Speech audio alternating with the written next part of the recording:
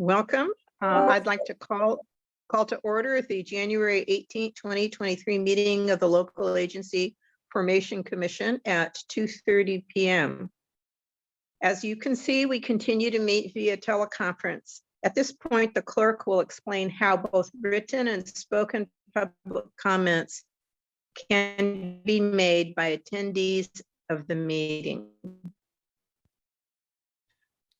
Thank you, Madam Chair. For those attending the meeting on this Angela? video conference, we will use the raise hand feature in order to organize any public comments. During the general public comment period and for each item on the regular agenda, I will ask those members of the public who wish to comment to click the raise hand feature to speak on that agenda item. For those joining by phone, please press *9 to indicate your desire to speak, *6 to unmute once called upon. When you hear your name called, I will prompt you to unmute your microphone and inform you that you may begin speaking. You will have 2 minutes.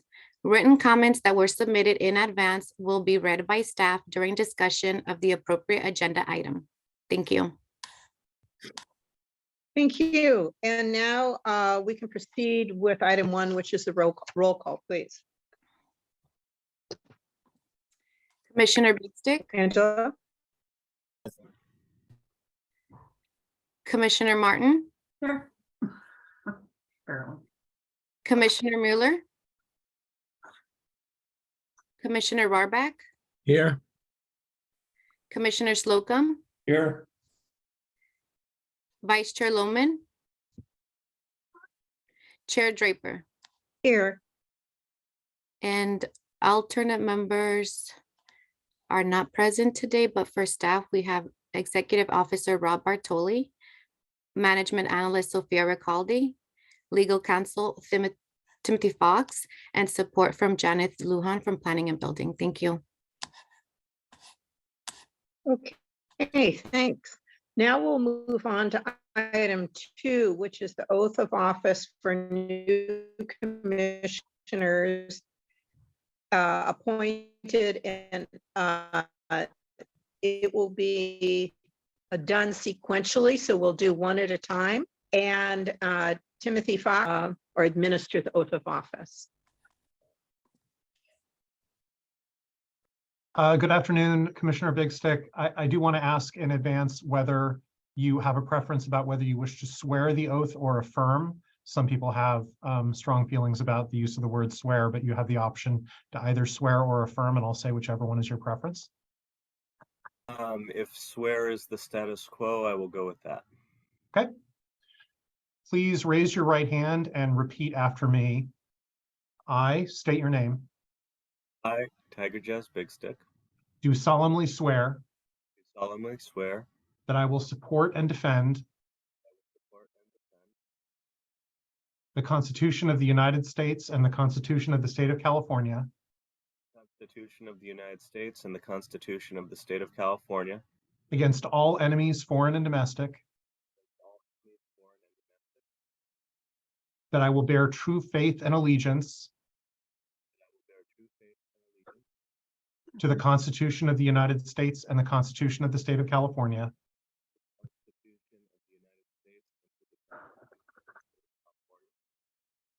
that I will take this obligation freely without any mental reservation or purpose of evasion, and that I will well and faithfully discharge the duties upon which I'm about to enter. Okay, congratulations.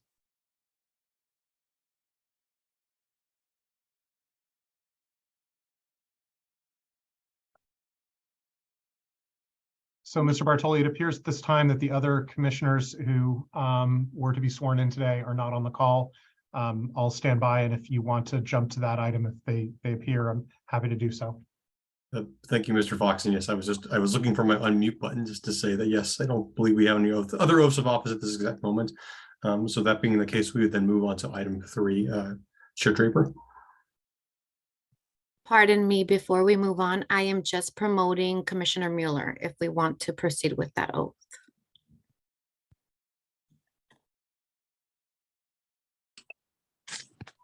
Yeah, I'm here. Can you hear me? Yes. Yes, we thanks. can. Okay. would you- Commissioner Mueller, can I ask, when you take the oath of office, would you prefer to swear or affirm the oath? You have a choice I to got, either- this is Anne and my,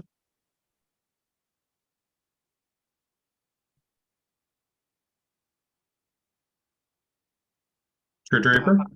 yes, I'm here. I'm sorry, Commissioner Mueller, do you prefer to swear or affirm the oath? I'm fine either way. Okay. Fair enough. Please raise your right hand and repeat after me.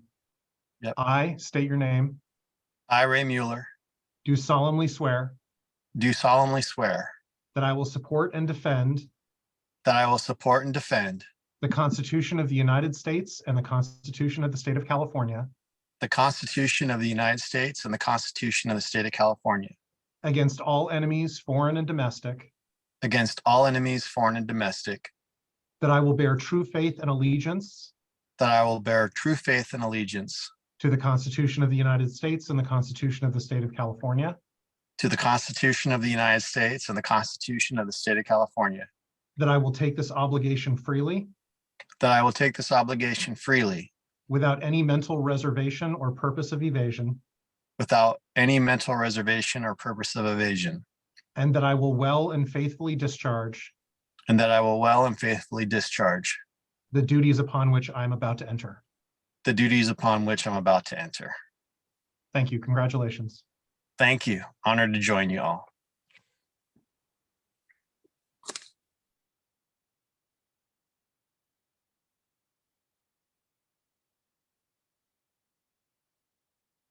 And to confirm, Angela, alternate Commissioner Corzo is not on the call, correct?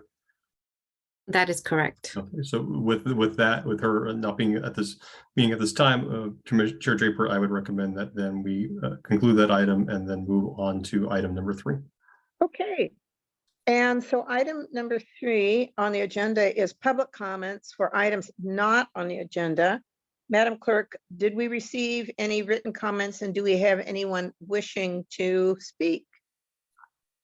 Thank you, Madam Chair. We did not receive any written comments, and we do not have any virtual hands raised for items not on the agenda. Thank you.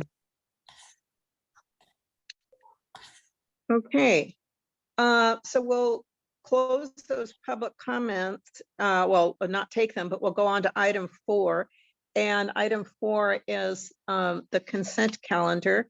And do we have a motion for the consent calendar? I'll move. I'll second. Okay, and before we vote, I just want to say that I read the minutes. I was not in attendance on November 16th, but I also was briefed by staff. So I'll be voting on the minutes. So Angela, will you, we have a maker of the motion and a second. Will you conduct a roll call vote, please? Commissioner Big Stick? You may me. No. Yeah, Commissioner Big Stick? Yes. Commissioner Martin? Aye. Commissioner Mueller? Yes. Commissioner Barback? Yes. Commissioner Slocum? Yes. Vice Chair Loman is absent, and Chair Draper. Yes. Thank you, Chair. Your motion passes. Thank you. We'll now go on to item number 5, which is consideration of adoption of a special study for the Broadmoor Police Protection District. Staff has a presentation and or additional information that they'd like to make. So, but first we'll now open to public comment. Do we have any public comments at this time? Chair Draper, I would, if I may, if we could have the presentation and then take public comment. Oh, sure. Let's do it that way. Thank you. So please. So thank you, Chair Draper. And yes, we do have a presentation on the Broadmoor special study that I will get to here in just a moment. There we go. So in 2015, LAFCo conducted a municipal service review and a sphere of influence update for North County cities and special districts, which included the Broadmoor Police Protection District. As part of the work plan for 2022-2023 for LAFCo, the LAFCo Commission authorized a special study on the Broadmoor Police Protection District, and this study focuses on the district's operation, finances, and governance. A draft report of the special study was presented at the November 2022 LAFCo Commission meeting. So we do have a revised report here today before the Commission. To highlight a couple of key issues facing the district has had significant budget deficits in 5 of the last fiscal years for a total cumulative loss of $1.4 million. The Broadmoor Police Protection District Commission has adopted unbalanced budgets in 4 out of the last 7 fiscal years. There's a lack of a long-term planning, as the district does not have master plan, strategic plan, capital improvement plans for asset management or replacement of assets such as facility upgrades, repairs, and replacements of equipment or vehicles. The lack of transparency of financial documents and public review of those financial documents. The lack of, again, these long-term fiscal plans, budget deficits over a number of fiscal years, and the growing cost towards the district may negatively impact service delivery and impact the residents of the Broadmoor area. And the district has high cost of service compared to other agencies that provide police services. So background on the district itself. So the Broadmoor Police Protection District was formed in 1948 to provide police and ambulance service originally to the surrounding unincorporated community of Broadmoor and other areas. In 1957, the Broadmoor Police Protection District contracted with the town of Colma to provide ambulance and radio dispatch services. That contract was amended in 1964 to include personal protection police services. And then in 1976, when the town ended that contract with Colma establishing its own police force, Broadmoor then provided police protection only to the unincorporated area of Broadmoor and what is known as the unincorporated area of Colma. The service area for the district is about a half square mile. Approximately 4,000 residents reside within the district. The Broadmoor Police Protection District is the only operational police district in California that employs its own officers. The district boundaries are rather irregular and non-contiguous. I'll show on a map here in a moment. The district was formed what is under California Health and Safety Code sections. And as I had mentioned, it's the only district of its kind that employs its own officers. And the formation of new police protection districts is now prohibited under state law. The district itself is governed by a 3-member board. So this is a map showing the unincorporated area of Broadmoor, and like I said, the unincorporated area of what is known as unincorporated Colma around the Colma BART station. What's shown in orange is the boundaries of the police protection district. So again, there's kind of 2 distinct areas. There's the Broadmoor Village area, and then there's the unincorporated Colma portions with small islands in and around the Daly City Government Center that also are unincorporated and reside within the district boundaries. There are 2 police department headquarters that are located in close proximity to the district, with the Daly City Police Department located less than a quarter mile away from Broadmoor's headquarters, and the town of Colma approximately 2 miles away. So looking at the capacity and the adequacy of those services that the district does provide, staffing, there are about 8 full-time sworn officers, including a commander of police and a chief of police, 6 per diem officers and 7 volunteers, and 1 administrative staff. And prior to 2019, per district staff, they did require assistance from the sheriffs to supplement patrols. Prior to 2021, the district had a reserve officer unit that was staffed with at least 10 officers. But in 2021, per the district, the reserve officer unit was decommissioned due to a lack of participation by those reserve officers. So LAFCo conducted a comparison to other neighboring agencies or other similar agencies, including the city of Daly City, the town of Colma, and County Service Area 1, which is up in the San Mateo Highlands area along 280, which contracts with the County of San Mateo for sheriff service. So when looking at the residents, the full-time officers, and then the officer per 1,000 residents, Broadmoor has a higher ratio than Daly City, and CSA1 a lower ratio than Colma, and higher than some other agencies in and around the area. But the costs, when we look at the police budget and the calls for service, and then the cost for calls for service, Broadmoor has a significantly higher cost per call for service than in neighboring agencies. So while the higher SWOR rate may coincide with different levels of service, the district could explore cost savings with adjacent cities or alternatives to contracting or consolidation services to reduce those costs. Within County Service Area 1, just a little bit of background, there's about 18 hours of patrol service, 12 deputies during day shift, and 6 hours per deputy at night. And then the response outside those hours are provided by the San Mateo County Sheriff's Office from headquarters staff. Looking at the fiscal ability of the district has significant budget deficits in 5 of the last 6 years I had mentioned, for its cumulative loss of $1.4 million, with an average loss of $233,000 per year. In review of the district's budget documents that they recently produced, there's a projection budget deficit of $450,000 that's projected at the end of this fiscal year. The district has adopted unbalanced budgets in several years, including the most recent fiscal year. And there's a reliance on fund balance to address these deficits. The district does not have a specific reserve fund. They only have fund balance that they carry over from year to year from time when they've had excess revenue compared to expenditures. But because of these budget deficits, this reserve fund has drawn down over the last several budget cycles. So at the end of fiscal year 2021, that reserve fund was $1.1 million. The reserve fund at the end of fiscal year 21-22 was $687,000, and the projected fund balance ranges from $237,000 to $120,000.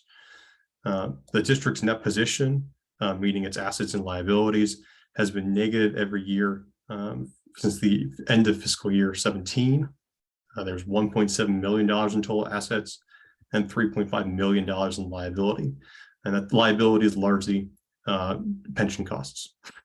It's likely that in future years, there will be months that the district will have negative cash on hand, meaning they will not have funds to provide service. And those months will probably increase if revenue is not increased or expenditures are not reduced.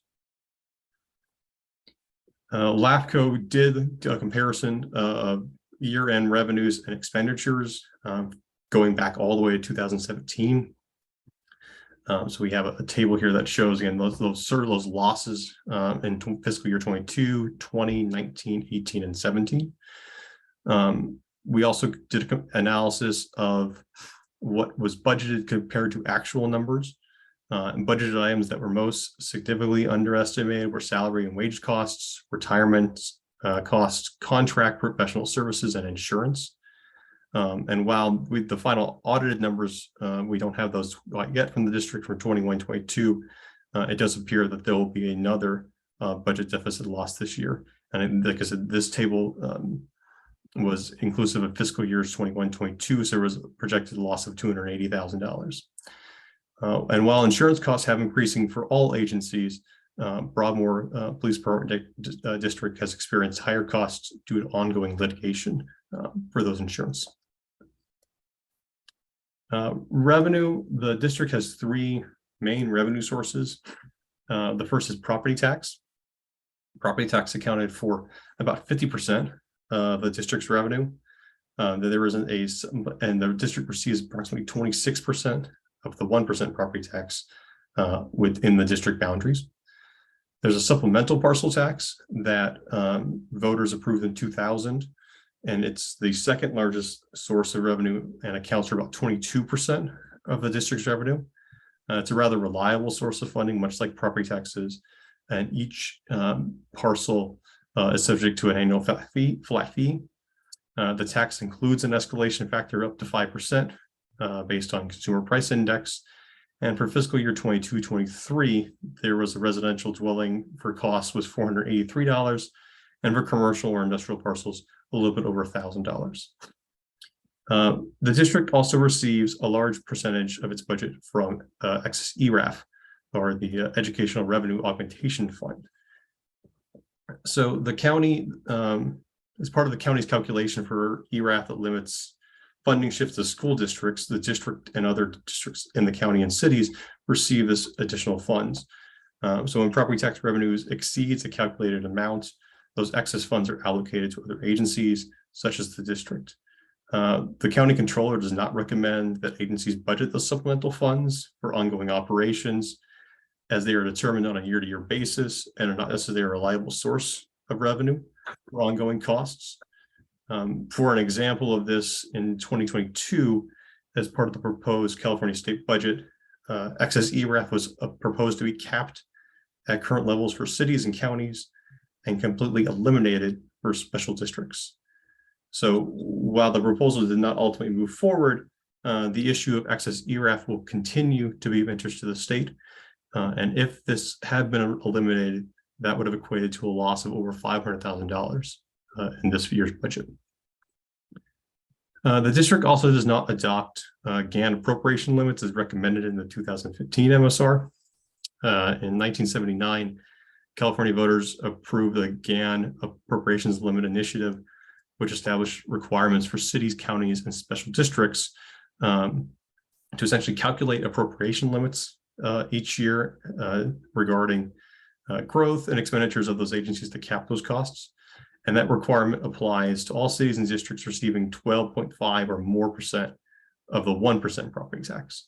And the district receives 26 of that 1% property tax. The district does not prepare, as of right now, separate reports showing actual revenue and expenditures at the end of each year. The comparison for budgeted versus audited actuals was done by LAFCo staff through the review of district budgets and audits. Budget documents don't track the fund balance that's being drawn down. Only audit documents do, which typically are produced a year after the end of the fiscal year. The district does not produce long-term financial planning documents for the use in its budget process. The district does have independent audits, which are shared per staff with the staff and board members, but it does not appear that those audits are actually agendized for discussions at board meetings. The most recent audit from fiscal year ending June 30th, 2021 was completed in June of 2022. And since 2018, there has not been any discussion in those audit documents about recommendations in the audit process, in the budget process, and there have been no separate management letter, which is typical of audits, that talk about those recommendations or other kind of findings and internal controls issues. And so in 2017, while there was a letter talking about implementation of some recommendations, there was no subsequent follow-up to see whether those actually were implemented by the district. The district does have outstanding liability for pension costs of about $3.3 million. The district is currently contending with a CalPERS investigation regarding retirees. This involved when full-time compensation for employees was being received for 2 retirees, and they also received a large lump sum payment in addition to their regular pay. In a letter submitted to CalPERS to the district, CalPERS noted instances of non-compliance with employment of retired annuities, publicly available pay schedules, and incorrect reporting or non-reporting of pay rates, earnings, and special compensations. The district is seeing rising pension costs and increases to the district's net pension liability. And in review of budget documents and CalPERS documents, funds budgeted for CalPERS payments appear to be less than actually what's being required to be paid to CalPERS. The CalPERS payments are being made in the appropriate amounts. It's that the budget doesn't actually reflect that amount. So the budget is showing a lower number. There currently is 17 retirees from the district as of July 2021. District, at least right now, pays about $260,000 per year through 2036 for these retirees. The district does not provide any post-employment benefits for medical or life insurance. It's just the pension costs. So LAFCo has several recommendations regarding the financial ability of the district. For budgeting and process and documentation, LAFCO staff recommends that the district prepare quarterly financial reports that present the district's financial condition. At a minimum, the financial data should include a balance sheet, income statements, and budget to actual reporting. Budget documents should show the amount of funds that are allocated to the district's fund balance or reserve fund. The district should explore ways to reduce reliance on excess ERAF. The district should adopt annual GAN appropriation, limit resolutions. The district should develop long-term financial documents that will assist the district in planning for those expenditures, such as retirement costs, or the development of a master plan or strategic plan that looks at asset management and replacement. Independent audits should be presented to the board for discussion in public meetings. There should be management letters and review of recommendations for the audit process and the fiscal ability of the district. The documents should also be made public and be available on the district's website. And the district should also explore developing accounting, financial, or governance or general administrative policies to help guide its decision-making in a consistent manner. Currently, the district has no such policies in place. LAFCo also looked at the accountability structure and efficiencies of the district. Per district staff, recordings are available of meetings, but they are currently only upon request, and the requesting party would have to be responsible for all costs for those. The district does post copies of meeting agendas to its website, but there is no full meeting packet. There's no staff reports available for those items for a number of them. The district has, though, recently been posting resolutions or attachments that have gone with the agenda on its website. There has been a recent Brown Act issue with the district. In 2019, Broadmoor Police Protection Commissioner was appointed to the Chief of Police by the commission. And during the selection process, the commissioner participated in a search and selection for the new Chief of Police while he was on the board. The police commissioner was appointed to the police chief position. And then in 2021, that police chief pled no contest to a Brown Act violation brought by the San Mateo County District Attorney's Office. Again, there's a lack of financial information on the website as well, as audits are not available. The only audit available currently on the website is from 2017. And the police chief and general manager provides all administrative and human resource functions to the district. There's no additional staff that provide those types of actions. Recommendations in this area is, again, creation of staff reports for the Broadmoor Commission meeting agendas. Video and audio of board meetings should be posted on the district website. Brown Act training should be provided for all commissioners with refreshers as needed. The district should explore hiring additional staff or consultants to perform human resource functions and administrative tasks. Information about salary and compensation data and contracts with staff should also be posted on the website. And the development of policies should be included, as the district does not have any specific policies about accounting, governance, or general administration. In light of some of the fiscal and structural issues the report has raised, the special study does look at governance options and service options. There is status quo, where the district would remain as is from a LAFCo standpoint, with its 3-member elected board and police services provided by officers and staff hired by the district. However, based on LAFCo's review of recent audits and budget documents, it's probable that changes to the level of service provided by the district or levels of revenue expenditures would need to change due to budget constraints in the future. The supplemental parcel tax could be increased, but there is a cap essentially to that on a yearly basis. And services and operations could be cut to reduce expenditures. These are really decisions that need to be made by the Broadmoor Police Commission and should be evaluated by the district.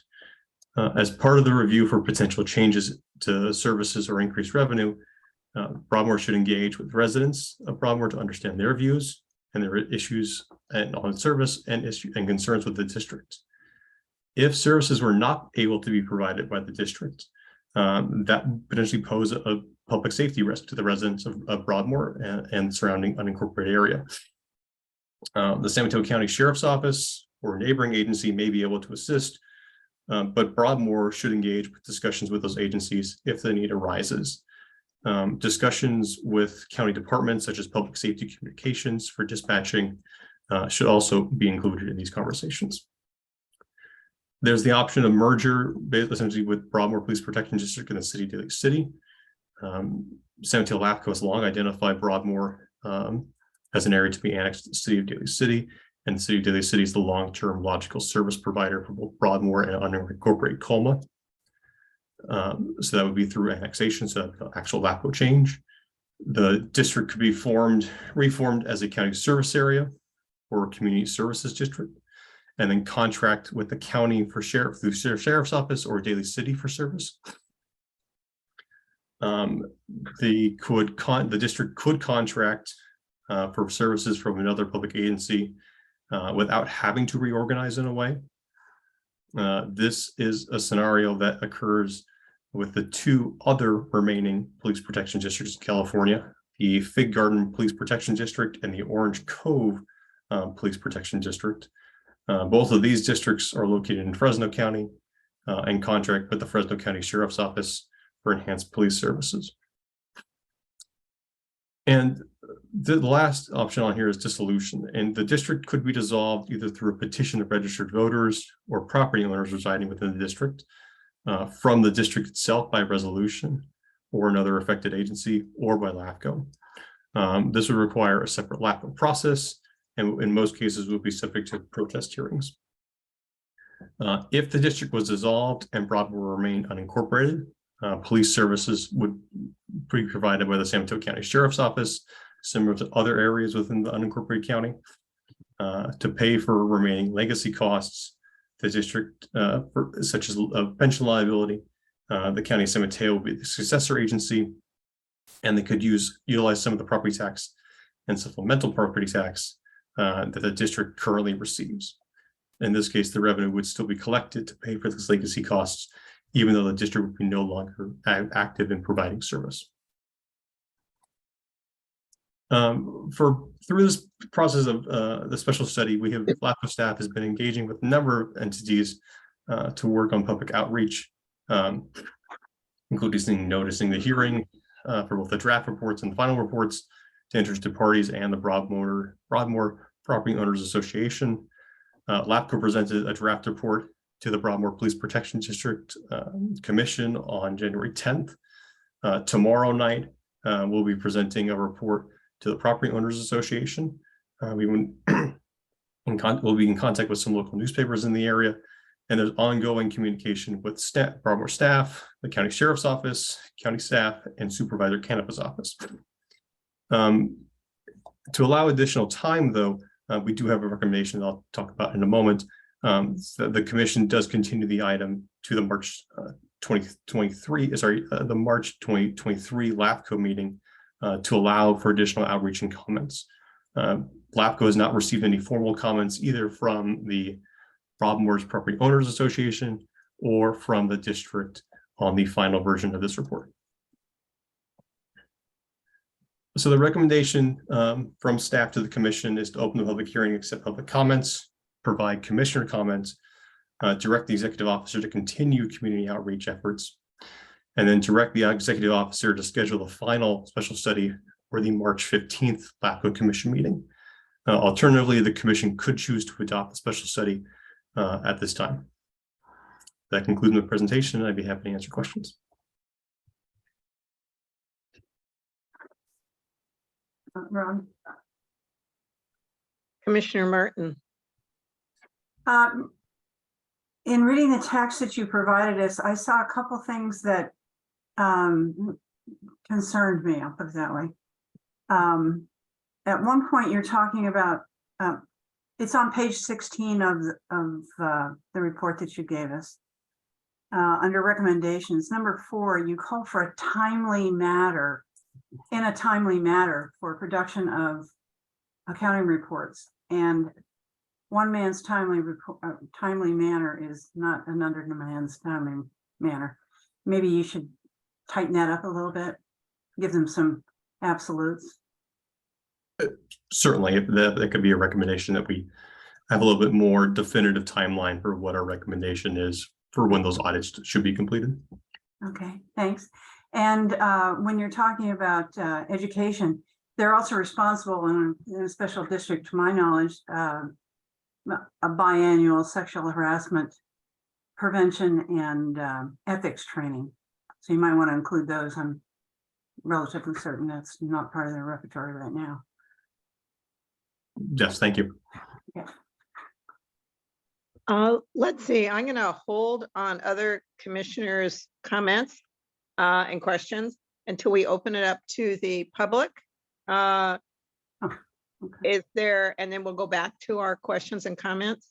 Do we have any public comments, or is there anybody with their hand raised to provide comments now? Thank you, Madam Chair. Yes, we do have 2 virtual hands raised. So I will first call on David Smith, followed by Broadmoor Chief of Police. So Mr. Smith.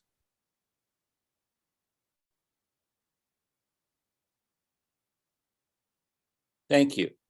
I am the most recent president of the Broadmoor Property Owners Association. And so I have read the report and actually emailed with Rob. And what I would encourage you to do is to continue this, maybe even beyond March. But I know you have your own deadlines, but we would like to hold that meeting tomorrow. We've reached out to the community, and we would like to get our residents and property owners take on this. So my encouragement is that you do continue this until at least your next meeting. Thank you. Thank you, Mr. Smith. I will next call on Broadmoor Chief of Police, Michael Connolly.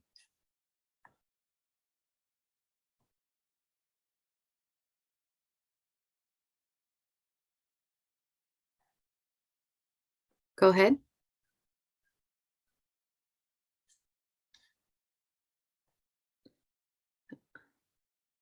I see that their microphone is unmuted. Not sure.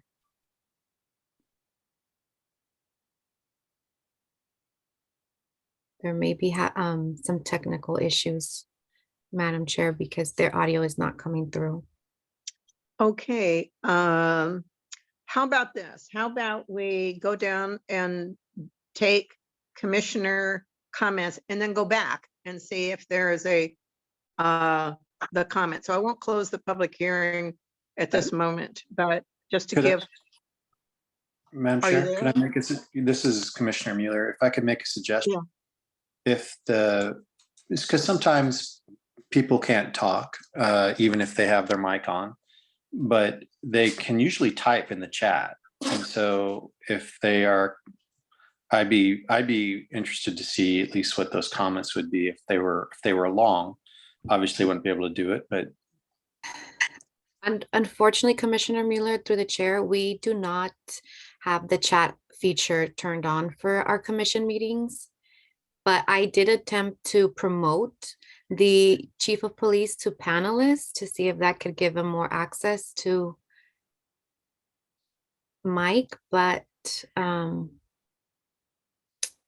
not sure. I think he's joining us as a panelist. Okay. So then I will invite him to unmute.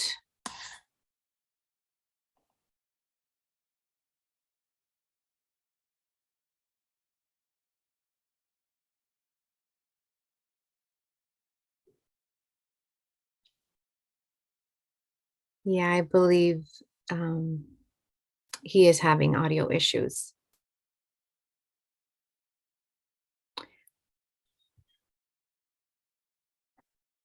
I did see another hand go up from Jay Duncan.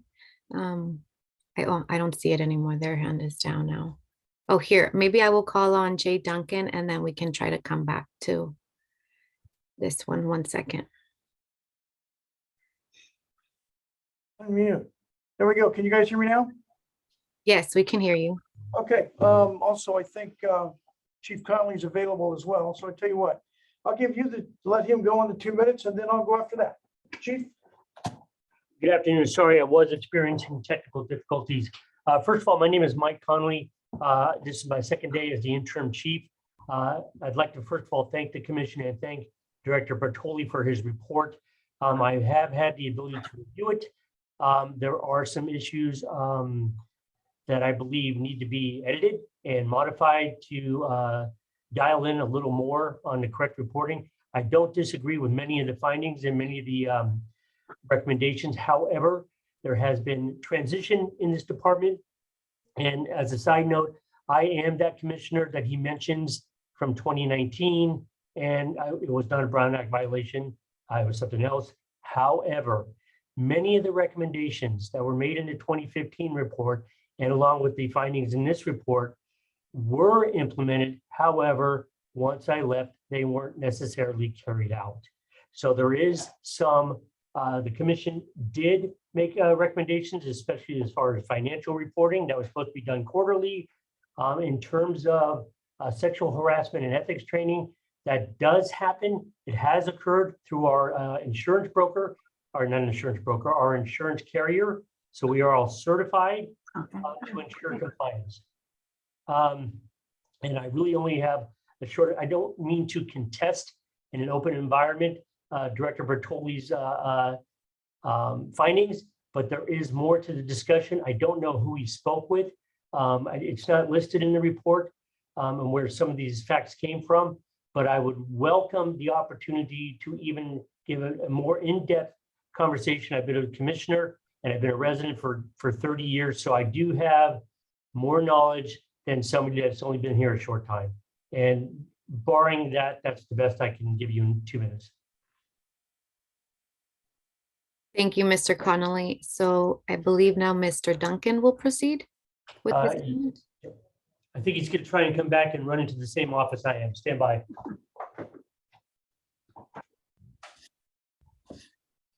Okay. You're up. You're up now. Okay, sir. Good afternoon, folks. I want to thank you very much. My name is John Duncan. I'm currently the commander of police here at Broadmoor Police Department. By way of a very short history, I've been here since 1980. I came up from the Soledad Police Department, but I've been a member of this department since 1980, and I've viewed a lot of the changes and seen firsthand some of the items implemented. Let me first and foremost say to you that when I came here, I was told by a lot of people that Broadmoor would be gone in 6 months. Well, guess what?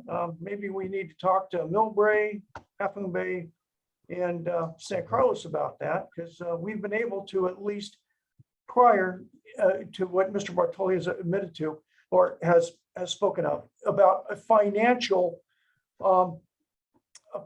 aspect that was very, very prudently observed and taken into account for the best bang of the dollar for the residents. Where I'm coming from at this point is that this district needs to allow the people to make the decision on the district. I think it's extremely important. I'm proud to have been a member to serve, and I would hope that we would have the indulgence of the LAFCo committee in providing the opportunity for the district in this transition to meet and address some of the concerns that have been brought forward. I'm not at all a blind eye to this, and I obviously seek your indulgence and that of our community to give us that opportunity to continue to serve. Thank you so much. Thank you, Mr. Duncan. And with that, Madam Chair, we have no more hands raised for item 5.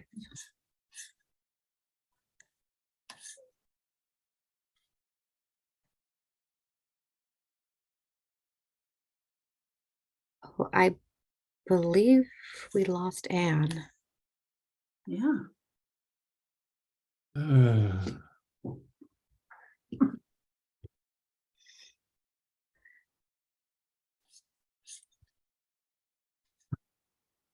One second. Looks like she's coming back.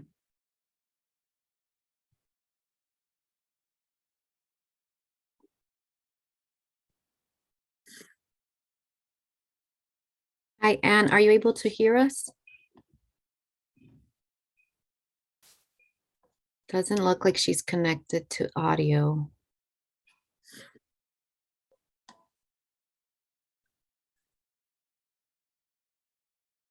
And unfortunately, our vice chair is not present with us, so I'm not sure. I am back. I got Wow. kicked out again. Oh, no. Like- But I And do you need am maybe, back. and do you need maybe a minute or two to find a better location with internet? Not sure if she can hear me.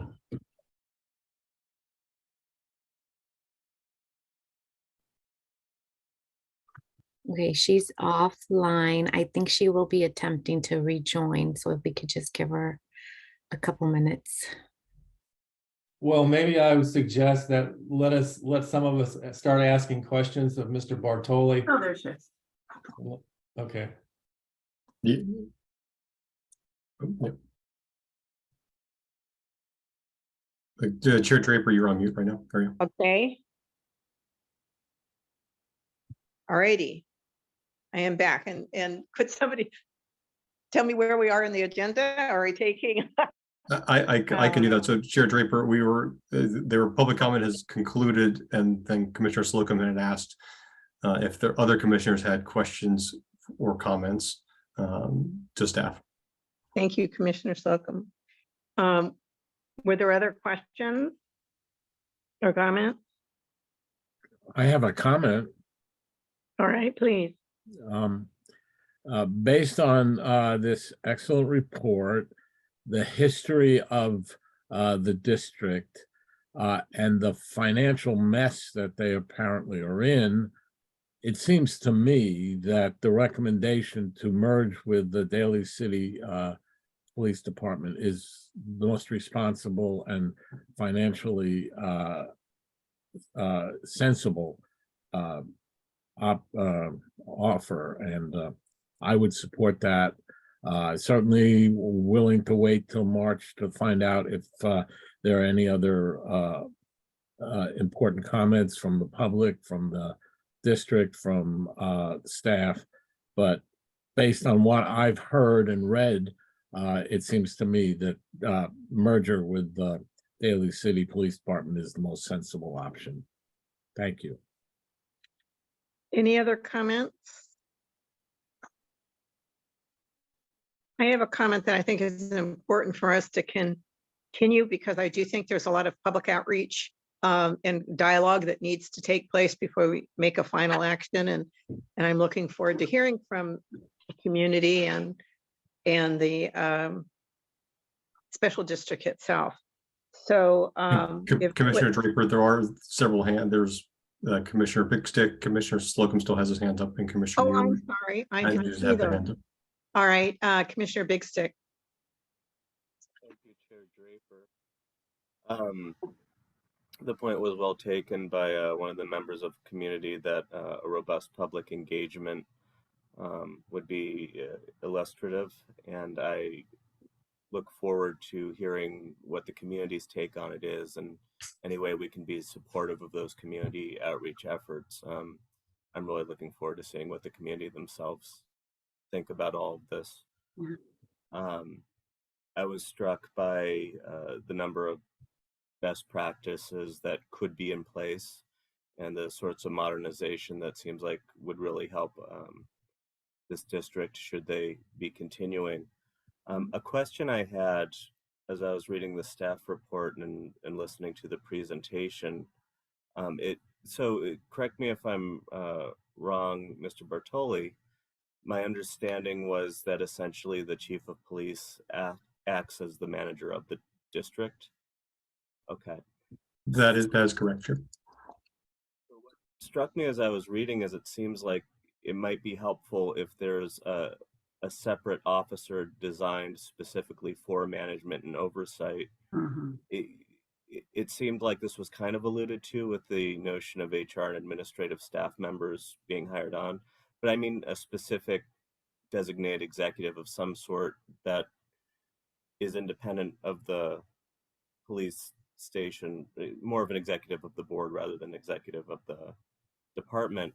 And one of the reasons why I felt like that would be wise is so that should they start having clarity in terms of best practices, and if they should be given the opportunity to put something that looks more like strategic planning in place, there would be an executive member who could then implement, and then should that shift, pass that torch to the next executive of that board so that there's continuity should a plan be put in place. Because what struck me is that continuity would be very important if they're given the opportunity to come into alignment with modern best practices. Thank you. Thank you. And that's certainly something that we will look at. And as of recently, the district did actually explore that option of having those two positions both be filled as interim positions, because the most recent police chief was terminated after just 1 year. But on the continuity part as well, the district has had several chief of polices over the last 5 years, really hurting that situation of continuity and being able to put certain practices into place. Commissioner Slocum.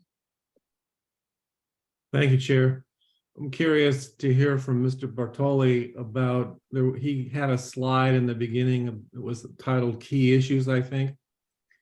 And I'm curious, were those key issues reviewed with the agency recently, and were they reviewed in the past?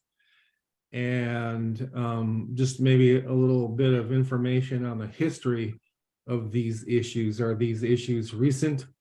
Are they long-standing? So forth and so on. And then my second ask would be to hear a little bit about this outreach idea to the homeowners association, if the president is still on the line, to ask what that might look like. Is it a survey? Is it a town hall meeting, a virtual, so forth and so on? Just a little bit about that. Thank you. Thank you, Commissioner Slocum. I can speak a little bit to actually both of those questions. So under key issues, and I'll pull the slide back up here. These are probably long-standing issues. These are not something that came as in a short time period, but has actually gone back in many cases all the way to 2017, kind of when we're looking at the view of what the LAFCo successful study was looking at. The ongoing budget deficits really do show that there are structural issues with that budget, and that the district has not taken action to correct those by either reducing expenditures or increasing revenue. That goes also to the unbalanced budget question of where the district has known that it will exceed what revenue they take in their budget documents, and trying to pull back and look at reviews of agenda packets, of staff reports from previous years, that kind of to guide us that there are not a lot of discussions around budget issues around budget time about those long-term financial planning documents that aren't really there for the district. We have been communicating with district staff through this whole process. Now, I will say that there has been a recent transition in December to a new police chief. We had a conversation with the former police chief that was there at the district, Mark Melville. With him, that was where we requested most of this information from the district through district staff, or to have district staff answer questions or provide comments on both when we had asked for information on such as budgets and audit documents, those directly from district staff. And we have had the chance for the district to review both the draft study that was presented in November and this study that was presented today. We also presented last week to the district, and then tomorrow night, the Property Owners Association will be an in-person meeting. But I believe there has been, and we're going to present up there, but I believe there was a post that was up on Nextdoor and some other communication that was done by the Property Owners Association to put the word out about the upcoming meeting. Thank you. Just a quick follow-up, Mr. Bartoli. So on the 7 or so bulleted items here that date back to 2017, and I would contend maybe even before then, which one of these has been corrected by the district? Which is maybe in process or in progress? On these, yes, thank you, Commissioner Slocum. On these particular issues, we don't have a specific response from the district to any of those key issues as of now. At the meeting I did attend last week, they did present a budget update, which I thought was progress. But discussions about the long-term fiscal the fiscal viability of the district, that has not been, as of late, as of yet, been discussed by the district as far as I know. Just one quick question. I know Mr. Mueller is waiting, but patiently, but did you check? I'm just curious if you checked the previous director, Martha's filed cabinet to see what before 2017, what might have been going on. Yes, we did. So we did have a 2015 municipal service review that was done for North County, which included Broadmoor. At the time, there were some questions about financial situations, but they are not as probably dramatic as the last couple of years since 2017 in the budget situation. But a number of recommendations that we did have, including the CAN limit appropriations, were carried over from that 2015 report. So they do go back as far as the 2015 municipal service review. Thank you. Appreciate it.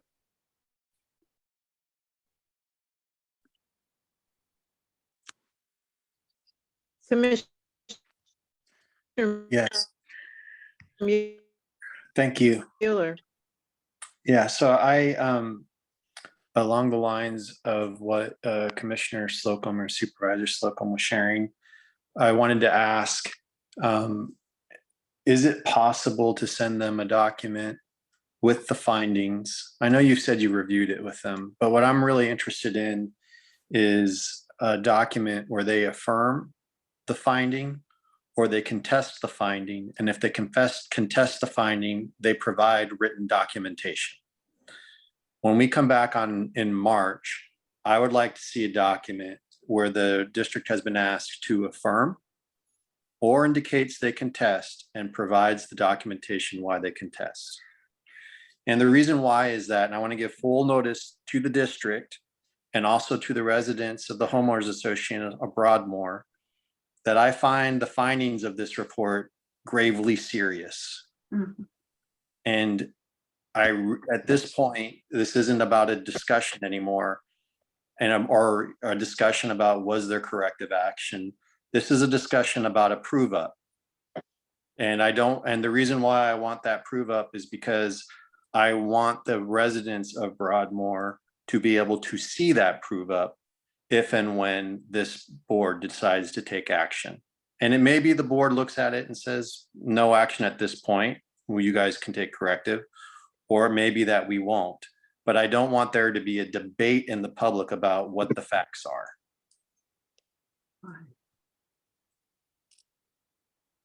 Commissioner Mueller, I'm not, what does prove up mean?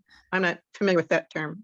A prove up means to have the findings put up, as I discussed, and then they would affirm them. And if they're not affirming them, if they're contesting them, they need to prove up why they are contesting it. And so I'm just using a phrase, it's not a term of art, it's just a phrase I'm using here. I'd like them to prove up the contest of the finding. Okay. Okay, thank you. Don't have the view that shows everybody. So is there anybody else who has on the commission that has additional questions or comments? Madam Chair, I don't see any virtual hands raised from the commission. Okay, thanks. And so the staff recommendation is for continuance to March. And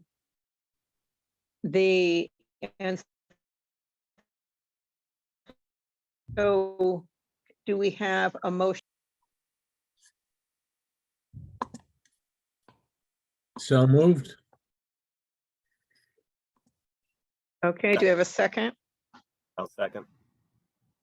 Does the Oh, motion, Okay. does the, I'm having difficulty hearing. Does the motion include the request for the documentation that I described? Because if not, I'd like to make a friendly amendment that we continue it, but in time period, we request from them the report that I suggested to the board that we ask for, where we ask them to either affirm the findings or contest with documentation.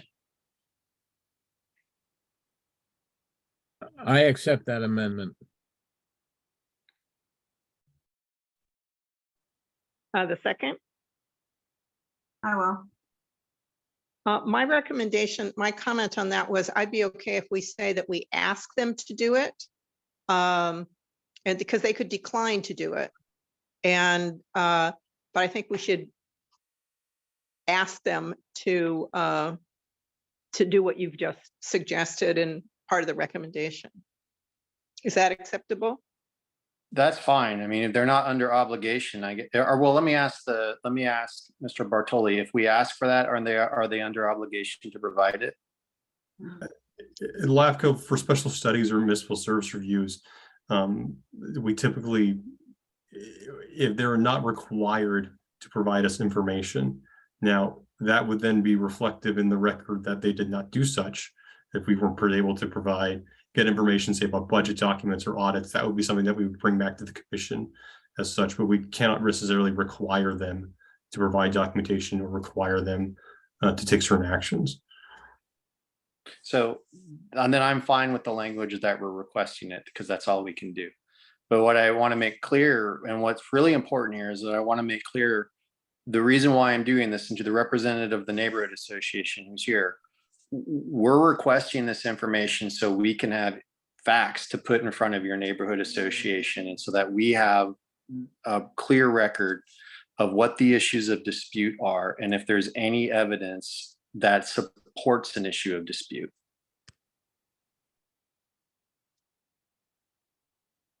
Okay, so I believe the recommendation is the 4 items that staff added, showed, plus the additional is that we request, the staff request the association to address each of the major findings and either affirm or as to why they dispute them.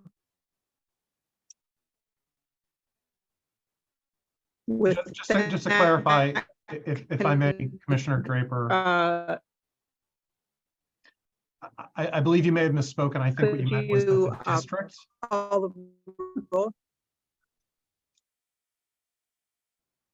I'm sorry, Commissioner Draper, may I? The district, if I used a different. Correct, not the association, but the district respond. Thank you. That is right. I apologize if I used the wrong word. And just Can we have the roll call, please? Oh, sorry, yes, just to clarify, Commissioner Slocum. yeah, thank you. Just a clarifying point on the commissioner's motion.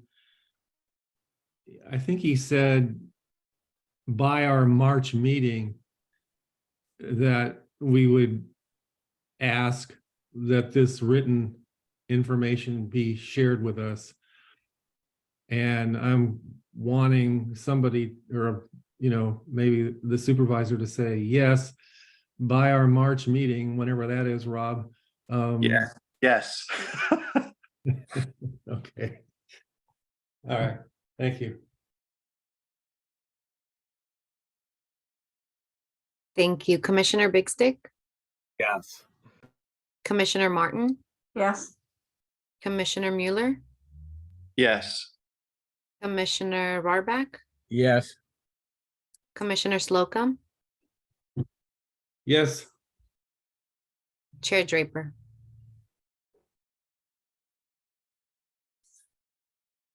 Hmm. Okay. Now we're going on to item number 6. Pardon me, Um, and for the yeah. record, we did not hear your vote, so Chair, Oh, sorry. Yes, thank you, Chair. Your motion passes. sorry. Again, I'm having, I don't know, technical issues here too. We've all been there. Thank you. Now, item 6. And this is a consideration of a contract with a consulting firm for preparation of LAFCo peer review for the proposed establishment of the East Palo Alto Sanitary District as a subsidiary district of the city of Palo Alto. And I understand that we'll have a presentation by Sophia before we open it up for public comment or commission comment. Thank you, Sophia? Madam Chair. Good afternoon. I'll start with some background on this proposal. So in May of 2021, LAFCo initiated an MSR and SOI update for the city of East Palo Alto Sanitary District, and West Bay Sanitary District. The MSR was requested by residents and developers in response to their inability to obtain sewer connections for pending development projects. The MSR was completed in June of 2022 and made several determinations and recommendations for all 3 entities, but I'll highlight some here that were given for EPASD. EPASD has the lowest sewer rates, or among the lowest sewer rates in the county. The MSR noted that there's a potential for sanitary sewer overflows during a peak storm event under existing land use conditions. It noted that there's a lack of a capital improvement plan or a financing plan to address system deficiencies or future capacity needs, and that this would stall housing and commercial development in the city. It also stated that new development should fund the cost of increased system capacity and not existing ratepayers. And finally, the MSR made a recommendation to both EPA, or the city of East Palo Alto, and EPASD to consider transitioning the sanitary district to a subsidiary district of the city so that the city can coordinate land use and implementation of needed sewer capacity improvements. In November of 2022, LAFCo received an application from the city to establish EPASD as a subsidiary district. The city's application contained a technical proposal that was prepared by their consultant, Fryer and Loretta. The proposal included a description of the existing system condition, as well as its deficiencies, including partial results of the closed circuit television survey that was conducted by EPASD late last year that evaluated the health of the pipeline and identified some high priority replacements. The proposal also includes a list of proposed capital improvements to address the existing system deficiencies, as well as the proposed capacity improvements for new development. And finally, the proposal contained a budget for the capital improvements and operations and maintenance, as well as treatment costs, debt service, and revenue from existing customers and new development. LAFCo is seeking a consultant to conduct a peer review of the city's proposal to ensure that the proposed capital improvements align with industry standards and best practices, and that the prioritization of the improvements and the associated timelines for completion are appropriate and realistic. We would like the consultant to confirm that the budget is appropriate to complete the capital improvements and to fund ongoing operations and maintenance. And potentially, we would like the consultant to provide subject matter expertise and participate at a future commission meeting. This is optional. The budget for the base services, which is the first two bullets up above, is $9,100. And if we choose to bring the consultant into a future commission meeting to provide that subject matter expertise, the budget would increase to a not to exceed total of $10,725. The consultant fees would be paid from the city's application fee, which was received along with the application in November. And so the recommendation today is to authorize the executive officer to enter into a contract with the consulting firm VW Housen and Associates to conduct a peer review of the technical memo prepared by Frere and Loretta, included in the City of East Palo Alto's application to establish EPASD as a subsidiary district of the city. And that concludes my presentation. Are there any questions? Commission, any questions? Okay. Angela, do we have any public comments or written comments?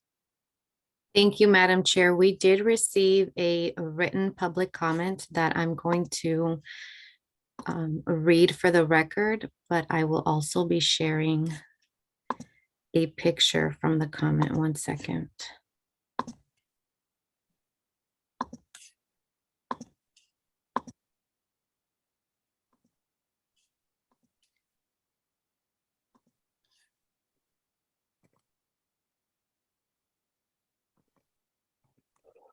It's not letting me go into presentation mode.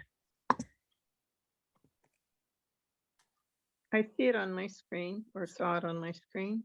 Here we go. There you go. Now I'm trying to zoom in, but this picture corresponds to an public comment that was submitted by Mr. Webster Lincoln, and it reads as follows. EPASD's engineering consultants working under the direction of the EPASD general manager predict sanitary sewer overflows could occur at 38 manholes due to surcharge conditions in many of its pipes during a peak storm event under existing land use conditions. Funding options exist to upgrade EPASD infrastructure to reduce sewer overflow risks. During the past few years, we've seen multiple atmospheric rivers hit the Bay Area, and recently in East Palo Alto, which resulted in San Francisco overflowing into the streets and resulting in flooding in the surrounding areas and damages to cars and property of tenants living on Manhattan Avenue. To my knowledge, EPASD's system didn't experience any sanitary sewer overflows. Given recent events, do you think these points can still be used as a justification for dissolving the district? The city of East Palo Alto has multiple problems with storm drains that need to be addressed before they should even think about taking on additional responsibilities. Attached is photo of the 1200 block of Week Street, which always floods during rainstorms, via Mark Denon. Best regards, Webster Lincoln. And that was the only written comments that we received. And now I will call on Mark Bryman, which is the only virtual raised hand that I see. So, Mr. Bryman.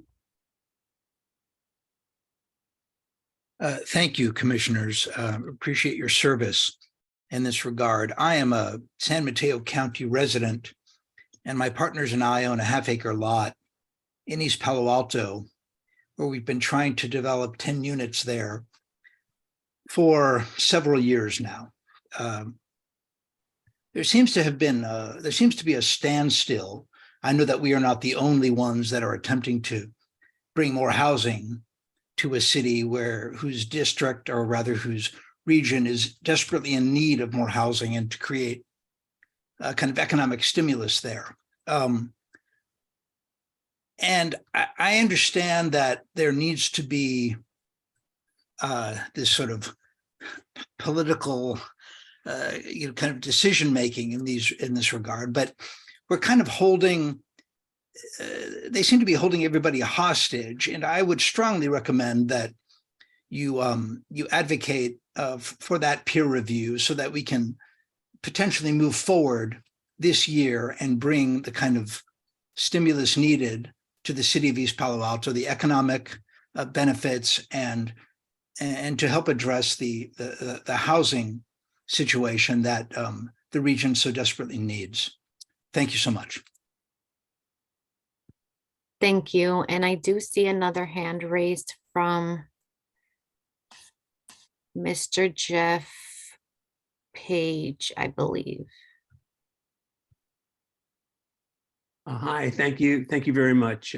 Yes, I'm Jeff Page with the Ravenswood Shores Business District. And I think that I would also recommend, I believe that it's very prudent to undertake this peer review. There's a lot of different discussions by the general manager of the East Palo Alto Sanitary District about the system, about the existing system. And I think that having it looked at and having the study that was undertaken by Fryer and Loretta looked at by a third party can give some assurances to all that the recommendations that they are making with respect to the establishment of a subsidiary district for the city of East Palo Alto are accurate. So I would again encourage that this proposal be approved. Thank you very much. Thank you, Mr. Page. And with that, Madam Chair, we have no other virtual hands raised. Okay, thank you. So we'll now close the public comment period. And because, let's see, oh, I guess I can see everybody now. Are there any hands available or comments that people would like to make?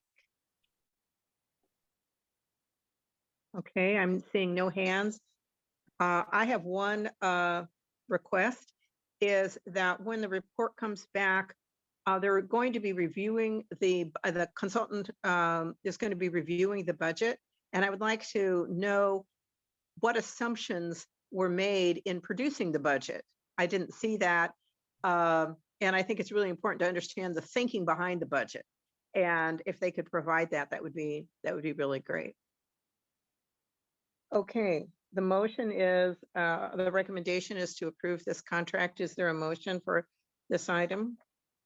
Yeah, Madam Chair, Slocum here.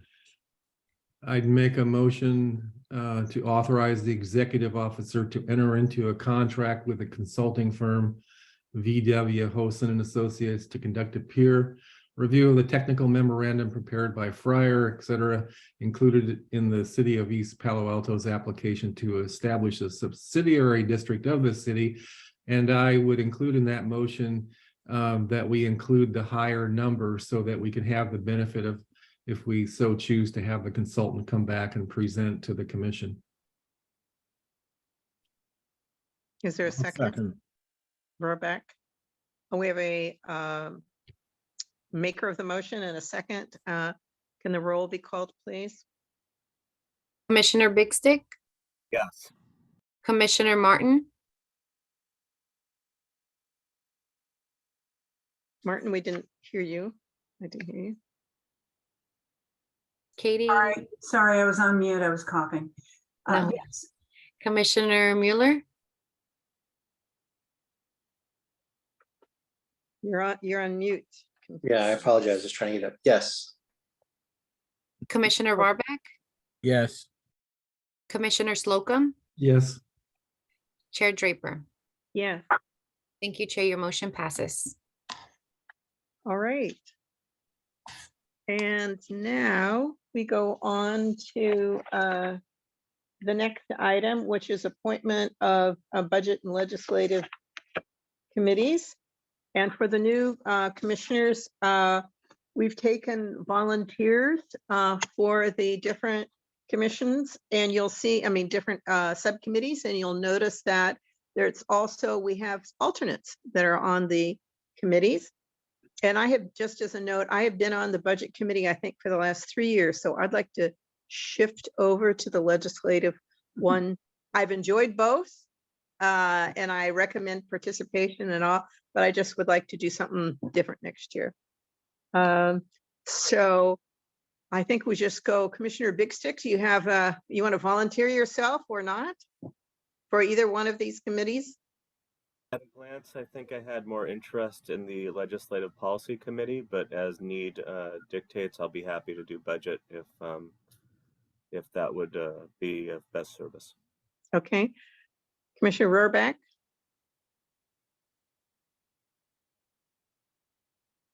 You're on mute, sorry.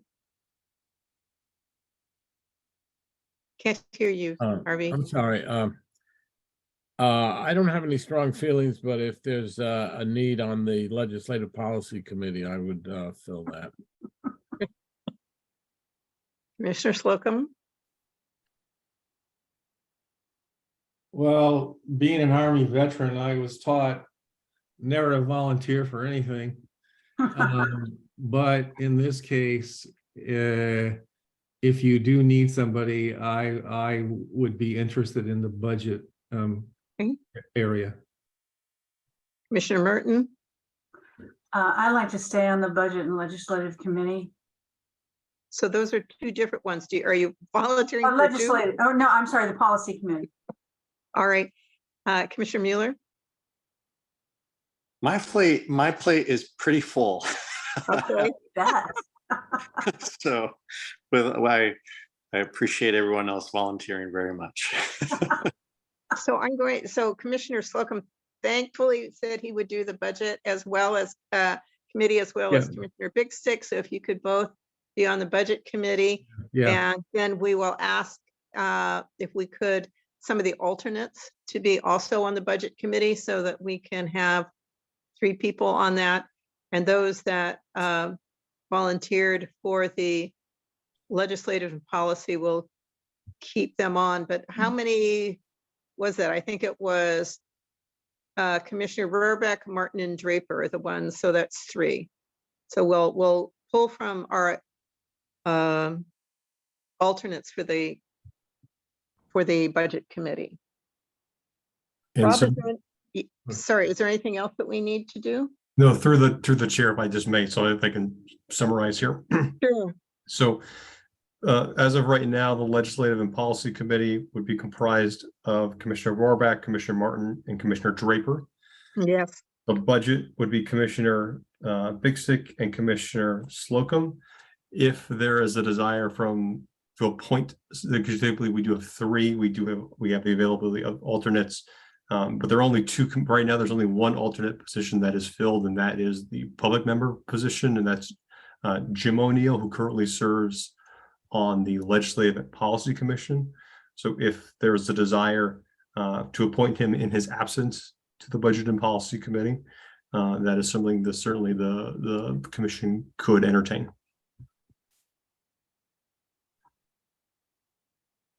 Well, I'm not in favor of appointing somebody that's not here. Me too. I'd rather, if you would, Rob, ask them if they all 3, if they have, if they could. So what we would then probably need to do is bring up this item back for the full appointment of the Budget Committee. Right. I'm happy to serve on the budget and committee until we have someone to take my stead. So let's not, happy to fill that role, and then we can pull the other alternates, whether or not they can come on board. But thank you. And we promised Supervisor not to have too many meetings. I know Harvey's keeping you busy over on the coast. Yeah. All righty, let's go on to item 8, which is the quarterly LAFCo budget update. through the chair, if I could, there would need to be a motion then to have those Oh, appointments I made. thought this didn't need a motion. Okay. It would be. Okay. Angela, you want to call the roll call, please? We would need the motion and the second. All right. So, Rob, why don't you read again for the 2 committees, and then we'll have entertain a motion. Certainly, Chair. So the budget committee would be comprised of Commissioner Mueller, Commissioner Slocum, Commissioner Big Stick, and the policy committee would be comprised of Commissioner Rohrbach, Commissioner Martin, Commissioner Draper. Do we have a motion? Anyone wants to make a motion? So moved. Is there a second? Second, Angela, can you read the roll call, please? Commissioner Big Stick, Yes. Commissioner Martin, Yes. Commissioner Mueller, Yes. Commissioner Rohrbach, yes. Commissioner Slocum, Yes. Chair Draper. Yes, Thank you, Chair. Your motion passes. great. All right, now we'll go on to item 8, which is the quarterly LAFCO budget update. It's information only. So Rob, you have some information for us? Yes, so in your packet, you should have a staff report along with various attachments showing the budget for actuals for this fiscal year. Just some very brief highlights. Revenue for LAFCO's, we received the 1/3 apportionment from member agencies. That's from the cities, counties, and special districts. Application revenue is about $23,000, about 77% of budgeted amount as of this fiscal year. And for expenditures, LAFCO's within all expenditures for our total $779,000 budget. A lot of the charges that we do receive typically come at the end of the year. So if you see areas where there are $0 currently, those are charges such as rent, the part-time clerk to LAFCO. Those are typically charges that occur at the end, towards the end of the fiscal year, when we actually will incur those costs. And I'd be happy to answer any questions. Are there any questions? I see no hands. And Angela, is there any public comment on this? Because this is information only, there will be no public comment. Okay. Well, actually, you still can take public comment on information only Right. items. Oh, pardon me. But let's take a look. Let's see. There are no virtual hands raised for Okay. this item. Thank you, Chair. All right. Thank you. Item 9 is a update on LAFCO, and Rob will provide additional information. So very briefly, there's a quarterly newsletter from the California Association of LAFCOs that is in your packet just for your information only. I have no other additional information at this time on that report. Questions by any commissioners? I see none. Angela, any public comment? Thank you. And I do not see any virtual hands raised for this item. Okay. Item 10 is a legislative report. It's for information only as well. And I'm not sure whether it's Mr. Bertoli or Ms. Ricalde who will provide more information. So take it away, whoever is going to do I'll this. be All I'll right. be taking this item. So this is pretty light today. As of today, there's only one bill that LAFCO is tracking. It's SB 68. Right now, it appears to be a placeholder and appears to seek to address the intent of the legislature to enact legislation relating to local government. Since the legislation specifically references Cortese Knox, the LAFCO executive director has requested more information about the bill from the author's office, and we will continue to monitor. So more to come on that. Also attached in the agenda packet is the 2022 legislative summaries from the California State Assembly, Local Government Committee, and the California State Senate Committee on Governance and Finance. I do just want to highlight one bill, Senate Bill 938, that was passed last year that will allow LAFCO to initiate the solutions of a special district to proceed with a 25% rather than a 10% protest threshold if certain specified criteria are met. And this criteria includes items such as willful neglect, one or more documented service provisions that substantially deviate from industry standards, unlawful or reckless spending, just to name a few actions. But that's it for today. Any questions by the commission? Okay, I see none, no hands. Any public comment, Angela? On this information item? Thank you, Madam Chair. We do not have any virtual hands raised for this item. Okay, so now we go on to number 11, which is an opportunity for the commissioner staff to provide any information. Anybody? Through the chair, we actually do have item 10B. Oh, As all both right. of it. So 10A was the legislative report and 10B is a separate item. All right. Then I did take it away. Item 10B was a report on annexation approval and the possible delegation of authority to LAFCo staff. And so a little bit of background on this question.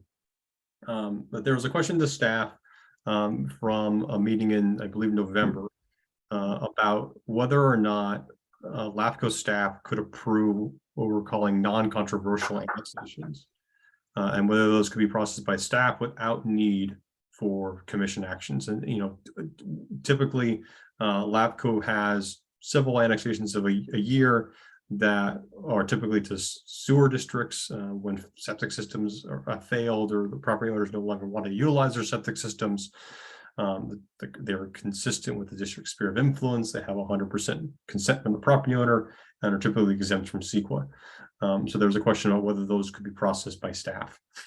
The Cortese-Knox-Hertzberg Act defines the powers of both the commission and the powers of the executive officer. The powers of the commission as defined is to review and approve with or without amendment proposals for change of organizations or reorganizations. So clearly we have a situation where it's the commission that has those powers, and both commission and the executive officer of Cortese-Knox are defined separately, signifying that they are separate situations with different powers and roles that are assigned to those two positions. Some examples though of delegation to the, well, actually, before I go to there, when there's to talk about a little bit more of the process for a proposal. So when there's a proposal for an annexation that's submitted to LAFCO, staff reviews that, and once staff is deemed it complete, there's a certificate of filing that's issued that then states that a hearing has to be held within 90 days on that particular proposal. And while the proposal can be on the consent calendar at a commission meeting, the proposal must be on the meeting agenda for the commission to consider, or per Cortese-Knox. A change of organizations, as is annexation, requires an adoption of a resolution making determinations of the proposal. Cortese-Knox specifies that the commission shall adopt that resolution and make those determinations approving or disapproving. There are two areas, though, where delegation is specific in Cortese-Knox-Hertzberg to the executive officer. That's regarding the protest proceedings and emergency outside service agreements. So at the conclusion of a commission proceeding, say for an annexation, the commission has made determinations, has approved the proposal, and then a protest period proceeding shall be held. So this section of the government code states the commission shall hold the protest hearing and be the conducting authority. However, there's a specific section that allows for that power to then to be delegated to the executive officer, but it's explicit that the executive officer can perform this function. But it's, again, specific language about the executive officer being able to do that. For emergency outside service agreements, the government code allows for the commission to delegate approval of requests when the section is made to the executive officer.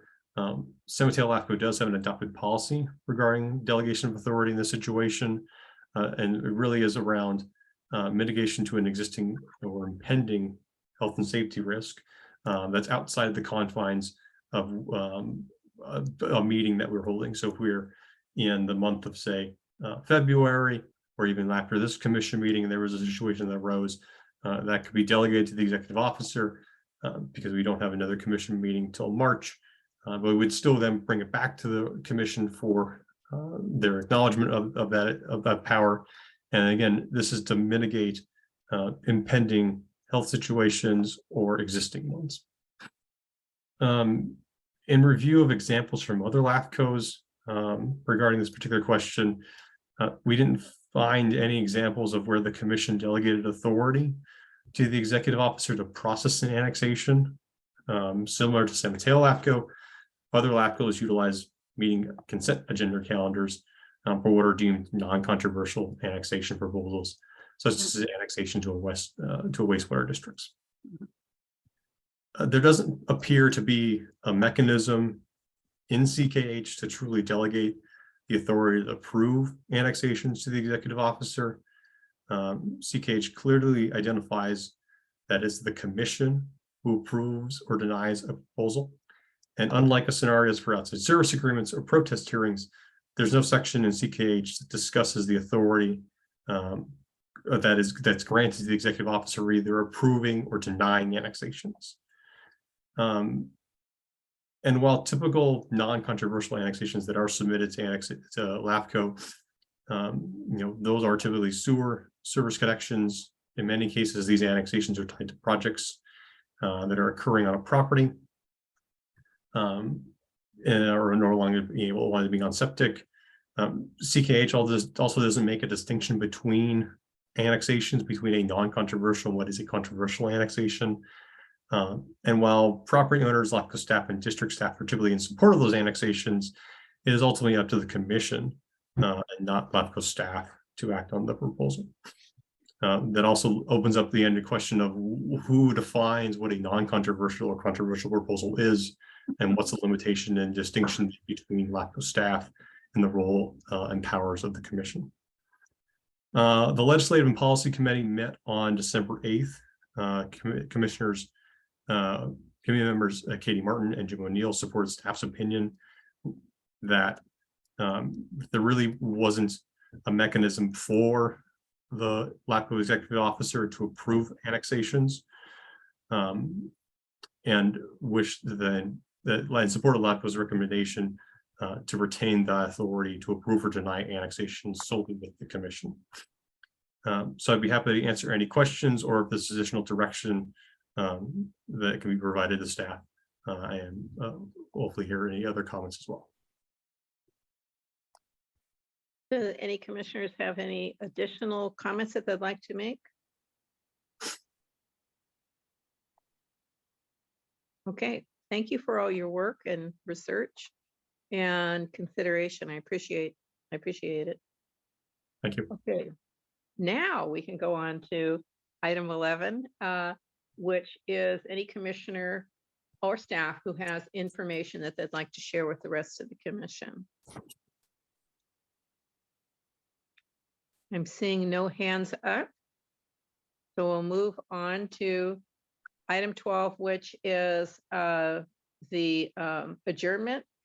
And I want to thank everybody who participated, and thank you for the new members coming on. I really appreciate your participation. I'm sure all the rest of the commissioners do, and volunteering, I'll put that in quotes, for some of the committees that we have.